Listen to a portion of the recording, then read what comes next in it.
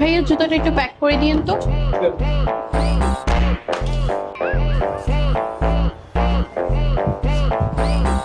এই যে ম্যাম আপনার জুতা। ভাইয়া কত হচ্ছে? 1950 টাকা ম্যাম।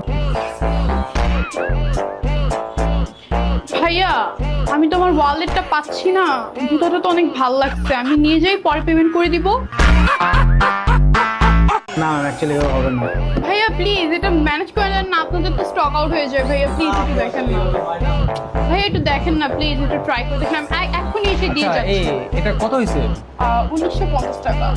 আচ্ছা সমস্যা নেই, আপনি জান আমি এটা দিয়ে দিচ্ছি। না না না, এটা আবার কিভাবে হয়? আরে সমস্যা নাই। আরে না না না না,